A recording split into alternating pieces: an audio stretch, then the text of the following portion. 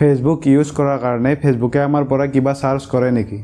নকৰে। কিন্তু তাৰ পিছতো পৃথিৱীত ফেচবুকৰ 18টা ডাটা চেণ্টাৰ আছে য'ত আমি আপলোড কৰা ফটো আৰু ভিডিঅ'বিলাক ষ্ট'ৰ কৰি ৰাখে, যাৰ মূল্য প্ৰায় $20 বিলিয়ন। $20 বিলিয়ন কিমান হয় মই স্ক্ৰীনত দি দিছোঁ, ভিডিঅ'টো পজ কৰি চাই ল'বা। যদি মই তোমালোকক সোধোঁ যে তোমালোকে দিনটোত সকলোতকৈ বেছি টাইম স্পেণ্ড ক'ত কৰা, নিশ্চয় মোবাইলতে হ'ব, আৰু মোবাইলৰ ক'ত? ছ'চিয়েল মিডিয়াত।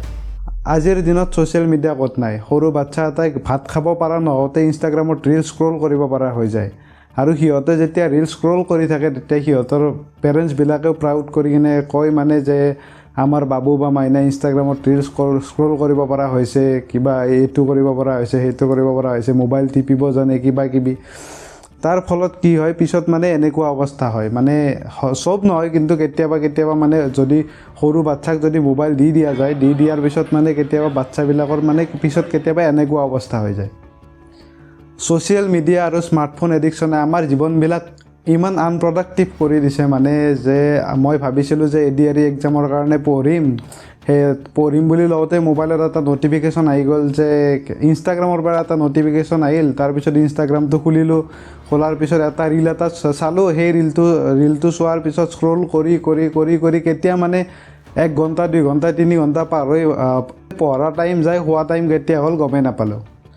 যদি অলপ টাইমৰ কাৰণে ভাবোঁ যে আজি ছ'চিয়েল মিডিয়া ইউজ নকৰোঁ, তেওঁ মানে আঙুলিটো অট'মেটিক গুচি যাব যে ইনষ্টাগ্ৰামটোৰ ফালে, ফেচবুকটোৰ ফালে অট'মেটিক গুচি যাব, আৰু যাই তাতে ৰিল স্ক্ৰল কৰি থকা যাব। মানে আমাৰ লাইফটো এনেকুৱা হৈ গৈছে যে ছ'চিয়েল মিডিয়া অবিহনে আমি থাকিব নোৱাৰা হৈ গৈছোঁ। আমি যেতিয়া আপলোড কৰা ফটোত লাইক বা কমেণ্ট এটা পাওঁ, আমাৰ ব্ৰেইনত মানে ড'পামিন নামৰ কেমিকেল এটা ৰিলিজ হয়, যাৰ ফলত মানে আমাৰ কি হয়, সেই কামটো কৰি থাকিব মন যায়। আৰু চাবা ইনষ্টাগ্ৰামত ভিডিঅ' এটা ৰিল এটা অ'পেন কৰিলা, ৰিলটো স্ক্ৰল কৰিলা, কৰাৰ পিছত আৰু এটা নতুন ৰিল আহিল, তাৰপিছত আৰু এটা নতুন ৰিল আহিল। তেনেকৈ আমাৰ ব্ৰেইনত মানে ইনষ্টেণ্ট প্লেজাৰ পাই আছে।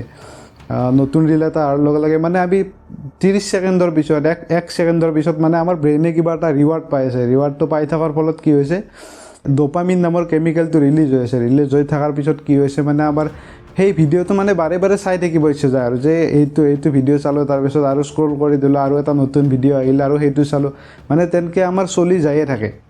ড'পামিনটো সেইটোৱে কেমিকেল হয়, মানুহে যেতিয়া স্ম'ক কৰে বা ড্ৰিংক কৰে বা জুৱা খেলিলে পইচা এটা জিতাৰ পিছত মানে যিটো ফিলিং আহে আৰু তেতিয়াও সেই ড'পামিনে ৰিলিজ হয়। মানে ছ'চিয়েল মিডিয়া এডিকশ্যন আৰু ড্ৰাগছ এডিকশ্যনটো প্ৰায় একেই বুলি ক'ব পাৰি। সঁচা কথা কোৱা, যদি ফেচবুকৰ পৰা ন'টিফিকেশ্যন আহে যে তোমাৰ ফটোত 3টা কমেণ্ট আহিছে, তোমাৰ ফটোত 10টা লাইক আহিছে, তেতিয়া মানে তোমাৰ ভাল লাগে নে নালাগে? আৰু সেইটোৰ কাৰণে মানে তোমাৰ যেতিয়া কোনোবাই ফেচবুকত লাইক কৰাৰ লগে লগে মানে ফেচবুকে তোমাৰ তাতে এটা ন'টিফিকেশ্যন পঠাই দিয়ে যে তোমাৰ ফটোত ইমানটা লাইক আহিছে, তোমাৰ ফটোত এইটো মানুহে কমেণ্ট কৰিছে। মানে কিহৰ কাৰণে? তোমাক সেই ছ'চিয়েল মিডিয়াৰ ফানখনত বান্ধি ৰাখিবৰ কাৰণে মানে ফেচবুকে তোমাৰ তাতে ন'টিফিকেশ্যন পঠাই থাকে, ইনষ্টাগ্ৰামৰ পৰা তোমাৰ তাতে ন'টিফিকেশ্যন পঠাই থাকে সেই ফানখনত বান্ধি ৰাখিবৰ কাৰণে। ছ'চিয়েল মিডিয়া কোম্পানীবিলাকে ইমানখিনি কৰি যে তোমাক বান্ধি যে ৰাখিছে, তোমালোকক মানে ছ'চিয়েল মিডিয়াৰ ফানখনত যে বান্ধি ৰাখিছে, ইয়াৰ পৰাই মানে ছ'চিয়েল মিডিয়া কোম্পানীবিলাকৰ প্ৰফিট কেনেকৈ হয়? আমাৰ ফটো আৰু ভিডিঅ' ৰাখিবৰ কাৰণে সিহঁতে ইমান টকাৰ যে ডাটা চেণ্টাৰবিলাক ৰাখি থৈ দিছে, ইয়াৰ পৰা সিহঁতৰ প্ৰফিট কি হয় বা সিহঁতে ইনকাম কেনেকৈ কৰে? মানে তোমালোকে কেতিয়াবা মন কৰিবাচোন যে গুগলত কিবা এটা চাৰ্চ কৰিছা, মোক জোতা একযোৰ লাগে, মই গুগলত চাৰ্চ কৰিলোঁ, কৰাৰ পিছত সেই মানে জোতাৰ তুমি য'তে যোৱা, ইনষ্টাগ্ৰামত যোৱা, গুগলত যোৱা, ফেচবুকত যোৱা, ইউটিউবত যোৱা, য'তে যোৱা তাতে অকল জোতাৰে এডভাৰটাইজমেণ্ট দেখা পাবা, তাৰ বাহিৰে বেলেগ একো দেখাই নোপোৱা। টিভি এটা লাগে বুলি চাৰ্চ কৰিলা, টিভি এটা লাগে বুলি চাৰ্চ কৰাৰ লগে লগে মানে গোটেই মোবাইলটো টিভি দি ভৰ্তি হৈ যাব, মানে টিভিৰ বাহিৰে বেলেগ একো এডভাৰটাইজমেণ্ট নাহে তোমাৰ তাতে। এই ছ'চিয়েল মিডিয়া কোম্পানীবিলাকে কি কৰে, এডভাৰটাইজাৰবিলাকক কয় যে মানে যোনে ভাল নাপায় সিহঁতৰ তাতে নপঠাওঁ, যোনে ভাল পায় সিহঁতৰ তাতে এডভাৰটাইজমেণ্টটো পঠাম। তেতিয়া মানে কি হয়, এডভাৰটাইজাৰবিলাকৰো লাভ হয়।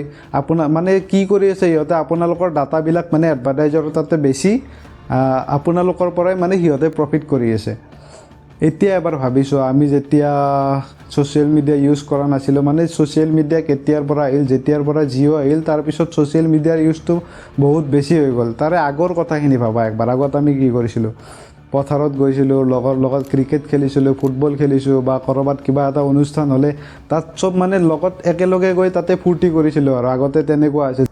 কিন্তু ছ'চিয়েল মিডিয়াৰ ব্যৱহাৰে আমাৰ পৰাই সেইবিলাক মানে আমাৰ পৰা কাঢ়ি নিছে। এতিয়া মই এইটো কোৱা নাই যে ছ'চিয়েল মিডিয়া ইউজ কৰিব নালাগে, ছ'চিয়েল মিডিয়া বেয়া হয়। ছ'চিয়েল মিডিয়া ইউজ মানে কৰিব লাগে, কাৰণ ছ'চিয়েল মিডিয়াত বহুত কিবা কিবি শিকিব লগা বস্তু আছে, কিন্তু এটা লিমিট কৰি দিব লাগে যে মই আজি এইখিনি টাইমত ইমানহে ছ'চিয়েল মিডিয়া ইউজ কৰিম। অনলাইনত ৰিল চাই টাইম পাছ নকৰি এটা নতুন স্কিল শিকা, যেনে ফটোশ্বপ, তাৰপিছত ভিডিঅ' এডিটিং, 3D ছফ্টৱেৰ যেনে ব্লেণ্ডাৰ আছে, 3D ছফ্টৱেৰ ফ্ৰী হয়, সেইবিলাক শিকিব পাৰা।